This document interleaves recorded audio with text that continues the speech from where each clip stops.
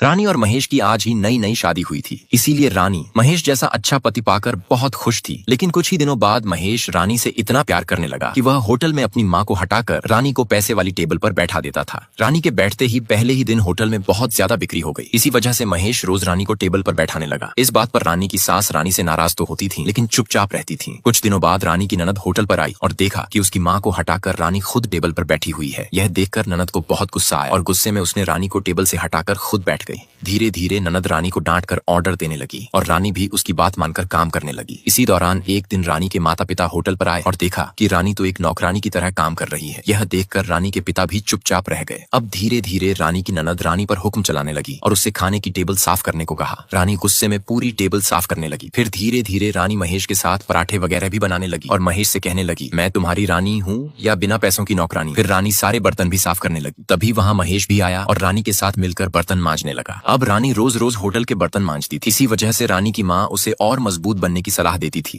ताकि वह अपने ससुराल में अक्कड़ दिखा सके। इसीलिए आज रानी होटल पहुंचते ही सबके सामने महेश से कहती है, गलती मेरी थी जो मैंने तुमसे शादी की। सोचा था कि तुम मुझे रानी से महारानी बनाकर रखोगे, लेकिन तुमने तो मुझे होटल की नौकरानी बना दिया है। यह सुनकर महेश बस इतना कहता है, मैं कुछ नहीं कहूंगा, और चुप हो जाता है। अगले दिन महेश अपने दोस्त से कहता है, मेरी रानी को मैं कुछ कहूँ तो गुस्सा हो जाती है और कुछ न कहूँ तो भी गुस्सा हो जाती है। उसी तरह रानी भी अपनी सहेलियों से कहती है, महेश मुझे डांटता नहीं, बस चिल्लाता है। इसलिए मैं भी महेश को छोड़कर नहीं जाती, बल्कि पैसे की मेज पर बैठकर मैं ही ग्राहकों के लिए महेश से हर ऑर्डर बनवाती हूँ, जिससे महेश मेरे सामने आकर हाथ जोड़ता है। लेकिन रोज रोज की परेशानियों से तंग आकर रानी अक्सर अपने मायके चली जाती और फिर अगले दिन लौट आती। इसी तरह की स्थिति रोज चलती रही, जिससे महेश भी धीरे धीरे पागलपन की हालत में पहुंच गया। गुस्से और निराशा में एक दिन वह जमकर खाना खाता है और फिर आखिरी बार मरने की सोचकर सड़क पर जाकर लेट जाता है। लेकिन सड़क पर गाड़ी वाले उसे शराबी समझकर गाली देकर भगा देते हैं। अगले दिन महेश शांति पाने के लिए तपस्या शुरू कर देता है, लेकिन तभी उसकी माँ आकर उसकी तपस्या तोड़ देती है। यह देखकर महेश बहुत गुस्सा हो जाता है। इसके बाद रोज की तरह महेश और रानी फोन पर झगड़ना शुरू कर देते हैं और आखिर में गुस्से में महेश अपना फोन ही तोड़ देता है। अब रानी और महेश रोज आपस में झगड़ते रहते थे। इसी वजह से महेश रोज रानी की अपने घर पर जमकर तारीफ करता था और उसे मनाने के लिए फिल्म दिखाने भी ले जाता था। लेकिन फिर भी महेश की माँ रोज महेश को रानी के बारे में उल्टा सीधा कहती रहती थी। इससे रानी गुस्से में अपनी ससुराल चली जाती थी। तब महेश भी रानी को मनाने के लिए उसके पीछे पीछे बस में उसकी ससुराल चला जाता था। वहाँ दोनों साथ में जमकर खाना खाते थे और रात होते ही अपना सारा गुस्सा भूलकर